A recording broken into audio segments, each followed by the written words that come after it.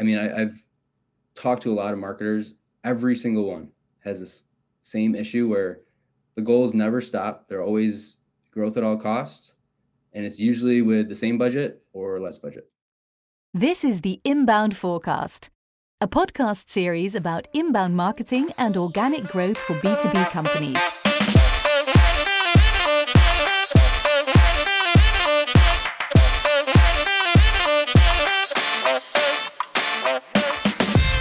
Here's your host, Gerald Arcus. Hi Tim, welcome to the podcast. Hey. We are talking today about engaging B2B social content and your opinion about B2B marketing.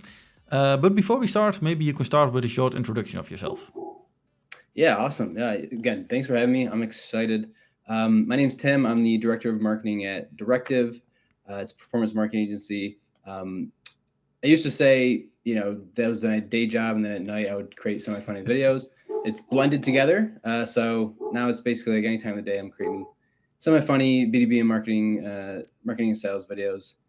I think that I know a lot about some things, but really anything with B2B marketing, I just love talking about. Yeah, you've created a lot of videos. I have your TikTok profile on my right screen, but I'm not sure how much it is. Maybe I can see it. No, but must have been more than 100, I think. Oh yeah, especially TikTok. I'll put out a lot more things that are less edited on there. It's definitely over 100. There's a point where I was doing 2 to 3 a day. Some days I'll do 4. I'm trying to find a content, like a video style on TikTok that's a little less edited, so I can do more of. That's what I'm trying to do right now, at least. Maybe you are in the wrong department, because this podcast is about organic growth for B2B companies, but this is more organic than performance marketing, right? Oh yeah, no. And people, performance marketing has its definition. Everyone has it defined differently. That's just the agency where we have paid media first, SEO, those type of things. But we do a lot of content as well and try to think of different ideas that make sense to their audience. Yeah, indeed. When I go to your LinkedIn profile, I see a quote, and it says, B2B doesn't have to be boring. Can you explain that? So why is that? If you think about B2B, most of it is boring. I'm gonna put that in quotes, but like it's just stale, and there's a lot of reasons for that, right? And I'll make fun of this a lot, but it's like to get something changed on the website takes like 6 to 8 months. That's part of why it's so boring. There's a lot of people do live by the mindset of this is just the way it's always been done, or like their goals are different, so like they have to be tied back to something, and like you can't get creative approved, or just there's executives or even just non-executives guiding what they think, but not their buyers. And I think that's the biggest fault there. So like in my mind, it is mostly boring. It's getting better. There's a lot of brands out there doing really cool things, trying different things. It's getting out of the boring mindset that B2B has historically been in. Maybe a video changed the game a bit. I like to think I'm helping a little bit, but I think I would like that, and I appreciate that, because I would like to think that, and maybe I am, but I know a lot of others are too, but it's still only like 8%, right? The bar is low, which is a good thing for people that do want to. And with video, it's easier to create not boring content, right? Yeah, in my mind it is, but there's a stigma. There's like a stigma that like it has to be very highly edited, and I think there's that too. And you could be not boring and highly edited, but there's also just like the classic, we don't want anything fun, no swearings, whatever, but like nothing out of the ordinary. It has to be like this stale, like got to sell it on this video type of thing. That's what historically has been. And when I also look at your followers on LinkedIn, you have quite some followers. How did you grow it? Is it just with these kinds of videos, or do you have a more broad approach? Yeah, no, it's a great question. And I think about this a lot, because I started being active on LinkedIn like a year and a half ago. And for the first 6 months, it was all text posts. I didn't really do any videos at all. And it was okay, right? I would just share like the things I knew, some stats, like, and I would be a little different. It was all text posts. I didn't have any video going into it. And that did decent for like the following, or in like, making a lot of new, connections and things like that.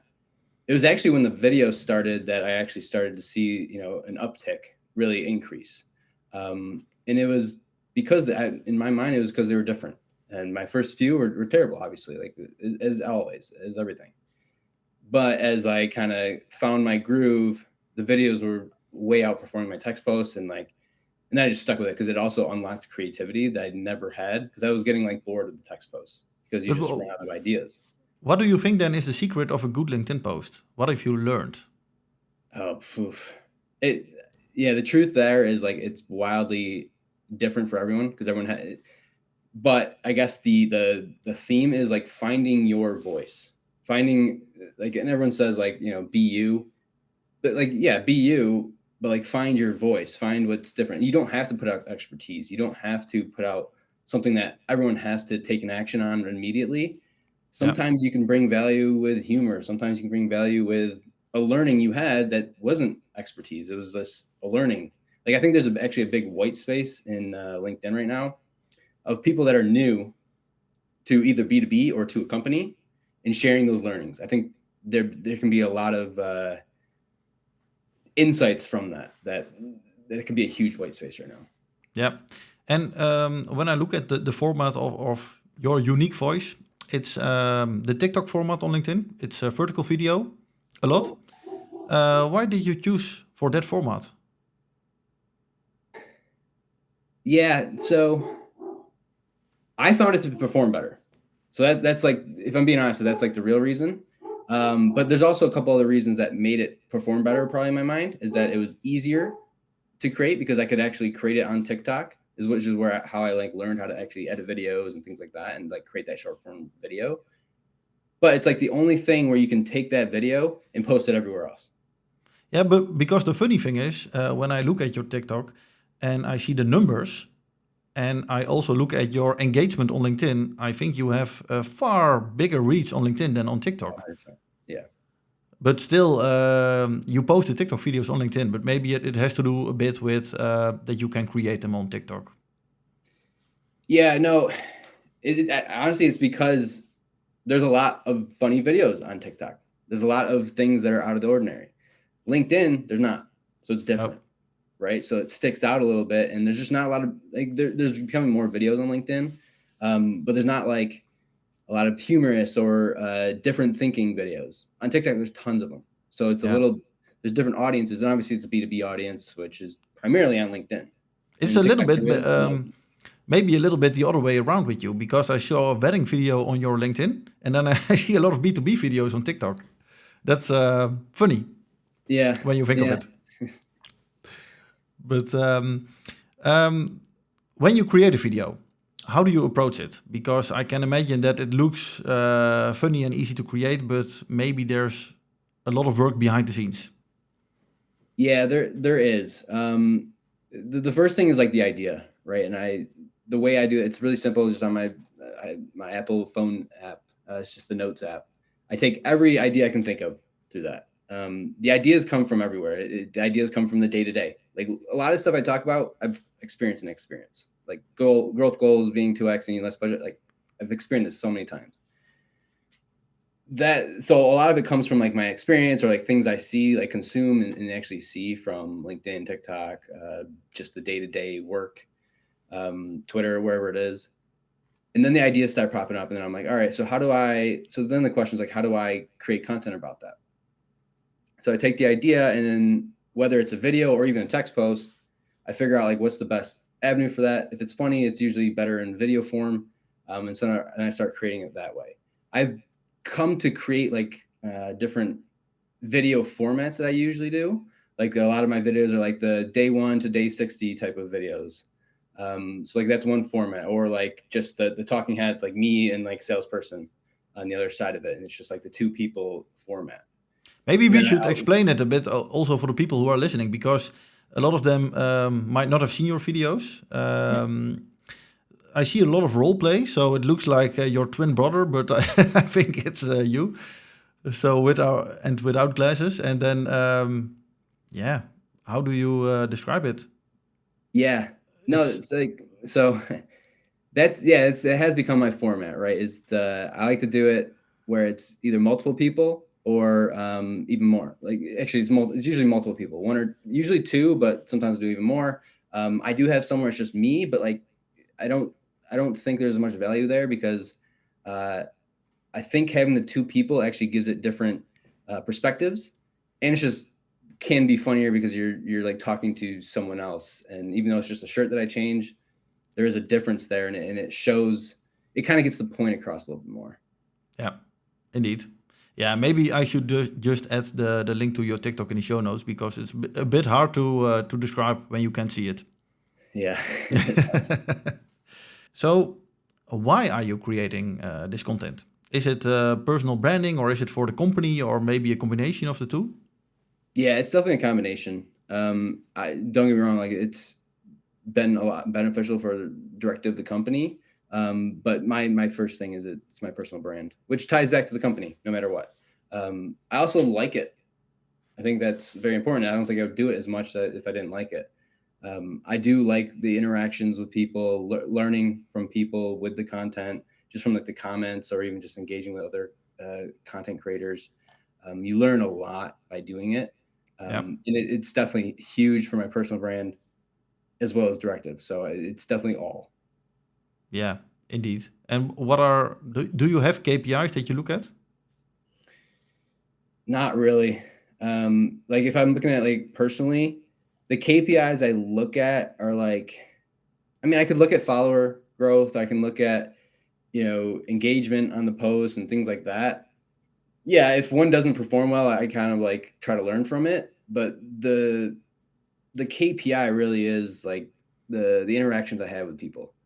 And like so for me right now, like one thing I think about a lot is I have access to people that I didn't before I started doing this. And when Yeah, I say that, like there has actually been people that I've tried to reach out to before, like 10, 13 times, and they wouldn't even respond. But now I can DM them and they'll respond.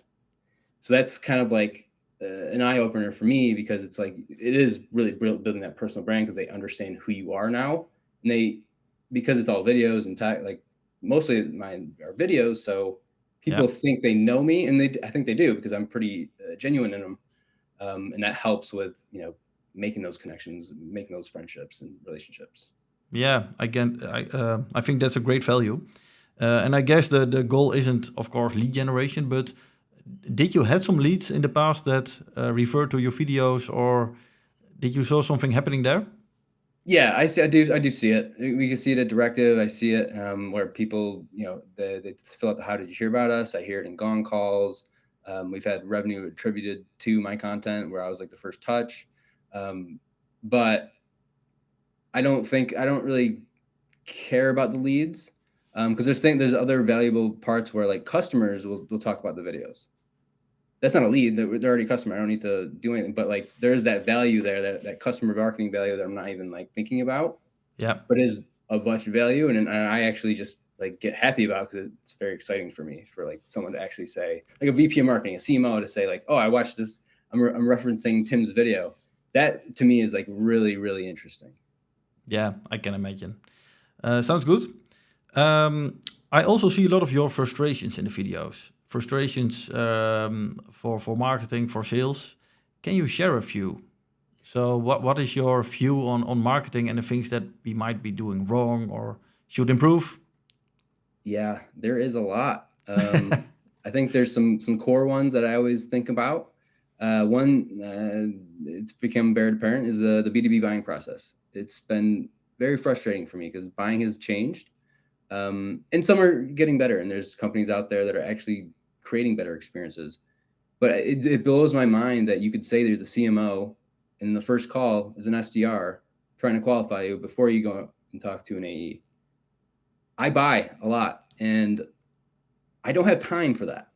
I'm not a CMO, and I'm not saying like whatever, but you can see my LinkedIn profile, you can see the titles, you can see the org chart if you just take a couple minutes. you don't need to waste my 30 minutes. Not just me, I'm talking about like in general of like people that are buying, because no one has time for that. They don't want to do that. And it's just a bad buying experience. Yeah, I agree. That's my big one, and I'll rant on that forever. But there's a couple others that are like, I just don't get why, they don't stop. But the other one's growth goals. I mean, I've talked to a lot of marketers. Every single one has this same issue where the goals never stop. They're always growth at all costs. And it's usually with the same budget or less budget or less people, or like it rarely matches up, and it's very interesting. It is.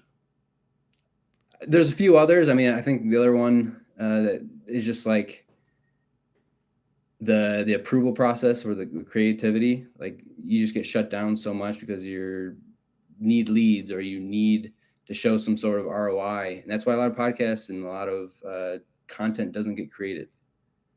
Because you need to justify it to someone else,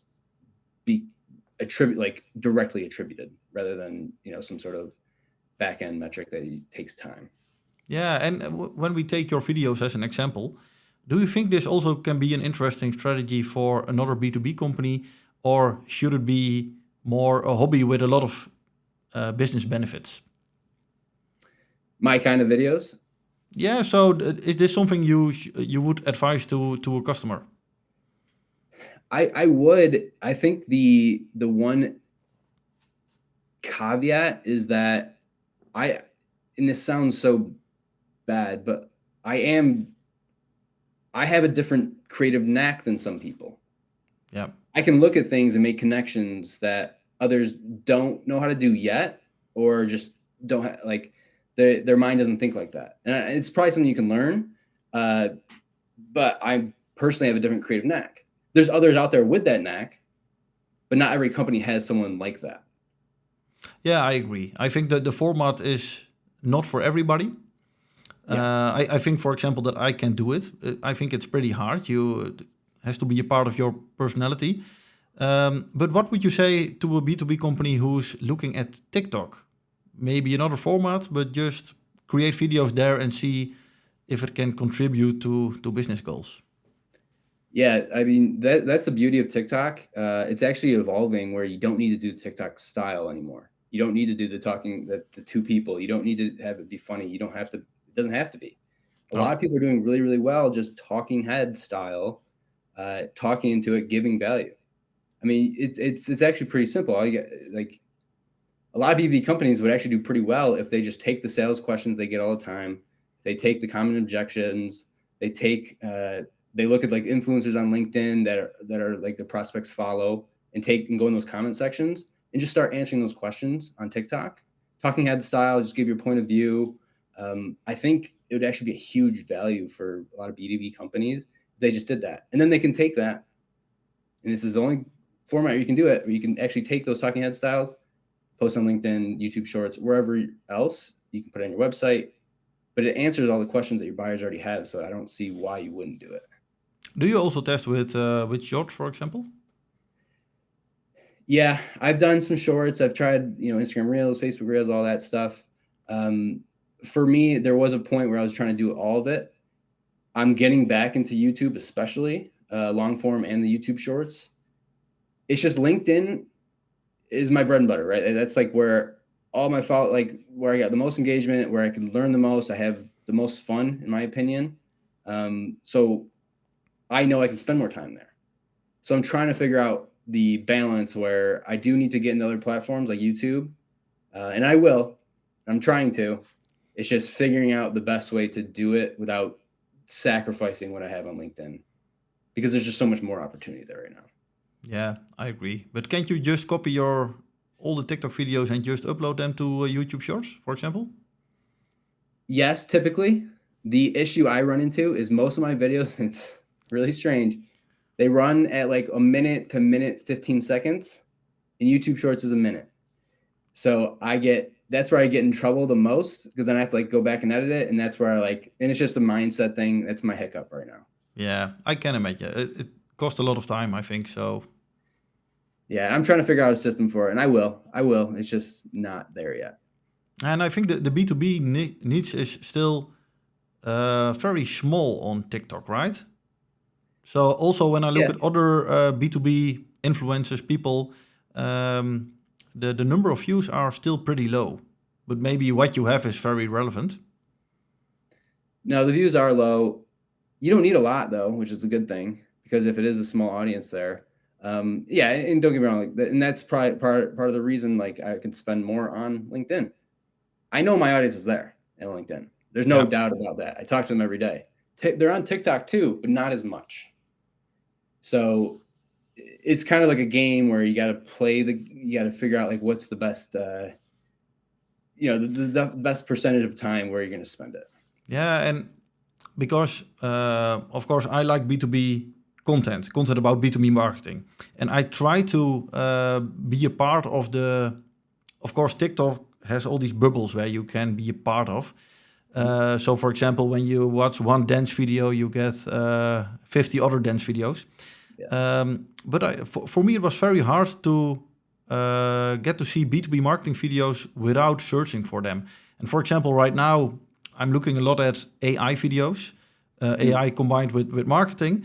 And that part is much bigger. You have a bubble where you can be a part of, and then you see all these people with videos from ChatGPT, things like that. But yeah, I hope the B2B marketing bubble on TikTok will become bigger. And people can use it to discover content like this. Yeah, I think it will. Truthfully, I don't know if TikTok's gonna be around, right? I think things are Yeah. starting to like ban it, and that's fine. It doesn't matter. You can go to everyone's gonna go somewhere else. They'll go to YouTube Shorts or something else. Tim, we had a little technical error. I think we are online again. Yep. So we can go to my last question. What are some big B2B marketing trends that you are watching for this year? Yeah, I think a big one in my mind is like the B2B influencer marketing. You can call it what you want, but I think it's going to be huge. And there's a lot of ways to do it, right? There's the hire someone. Lavender recently did this with like 3 people with great followings on LinkedIn and TikTok and things like that. Airmeet just did this with Nick Bennett. There's going to be a lot of companies that do that, especially with all the layoffs. So I think that's going to be huge, right? You can just hire people with big influences, and then as it's going to bring a lot of business to your company. And it can also be people like you, right? So people who have a lot of followers and do something unique. Yeah, 100%. And then there's that option, right? There's like you hire them to create content about your product, or create content about something that they're doing, or even just get people at a webinar, or have them speak at a webinar on your podcast or things like that. I do think that's harder, like the product one, because unlike B2C where products can be like $5, $10, even like $1,000, but it's something they know of, right? If it's $1,000 camera, you can give it to them and have them create content about it, but they're already going to know how to use a camera. If you're a cybersecurity company or a MarTech vendor that has a product that has onboarding, they have to use it for their company. That makes it very hard to create content about it because it's going to take an extra 6-8 weeks in actually using it before you can create content about it. So that's where it gets a little tricky. But if you find a customer that uses your product, likes your product, and can actually speak to it because they're already using it and they have a decent following, even if they don't, you can use that. And it's just like, how do you amplitude that, right? How do you create that content, that video about how they use it and advertise it or get them on your podcast, or something like that? I think there's huge opportunities in the influencer marketing space for B2B because not a lot of companies are doing it. I talked to a few episodes ago to Anton Schulke. Okay. He worked at SEMrush. He did, I think, over 700 webinars with the biggest names in the SEO industry. And he works for Duda, another company right now. I think with a bit of overlap between their audiences. So I think that is very smart. I think he can very easily do the same thing for that new company, and they can benefit from what he built for the previous company. 100%. Oh yeah. I mean, that's what happens with personal brands, right? You bring the audience with you. Yeah. And it's great. It's really huge because companies that are smart will do that. They'll hire these people. They'll give them whatever they know the cost. That's fine because Do they you will. also think there's a shift from that more companies are publishing from their employees instead of from their company profiles? Oh yeah, I mean I've tested this. I could post the same exact content on my profile versus our company page. The reach for my profile, and I have less followers than my company page, is 20x. Yeah, So that's bizarre. companies are starting to realize that. There's still value in the company pages, but companies are realizing that there's a lot more value in your actual employees posting. That said, it's hard. I will say it is hard, and I've tried to get other people to do it. You can't just like incentivize them. You can't just force them to do it because it's a lot of time. It's a lot of effort, and there's a lot of like It's hard to thinking. scale, I think. It is. People think too much about it too. They're worried about people commenting bad things. They're worried about being the same. They are, and that's fine. That's fine. You don't not everyone should post on LinkedIn. Not everyone should create content. An example, I work for an IT company, and I think they have a few hundred subject matter experts working for them.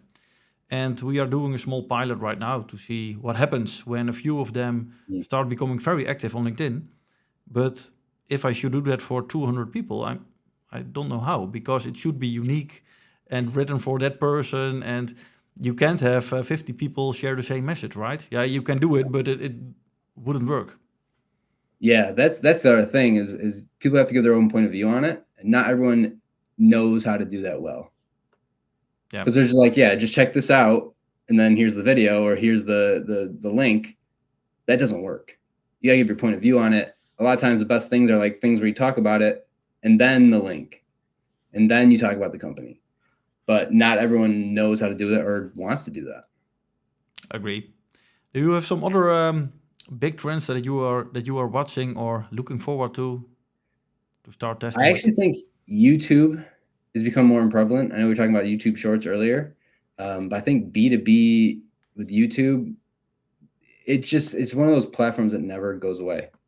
I think people, I'm not taking my own advice. I'm trying to get to my own advice, but I think YouTube's a huge opportunity for B2B just because of the long-standing content. Like the YouTube long-form short content doesn't go away. Yep. It's always going to be there. It's searchable. It's shows up on Google. YouTube Shorts, again, they're giving more monetization to the creators, so they're going to be pushing it. And if TikTok, especially if TikTok goes away, everyone's going to YouTube Shorts. Do you think it might happen in the US? Because I think in Europe, if it happens, it will happen later. But yeah, the US is looking at it, right? Yeah, I think I just saw Texas College banned it. Truthfully, I don't know what's going to happen with it. It could or could not. I know the reach is down on TikTok, and YouTube Shorts is making a push. So I think it's just a huge opportunity right now. You should still do all of them, but YouTube, I think, is going to be a huge opportunity. Yeah, maybe I should look into Shorts as well. Haven't tested with it yet, but I really want to do it for my podcast to have little snippets on it. Yeah, no, you should, and that's actually another point. And I've heard other creators talk about this, where podcasts, because if you create a video podcast, this is like the best time because you can create those shorts and push it out to all those platforms, which gets more podcast users. It's like it's the only time people have ever been able to do that at this scale. It's so interesting.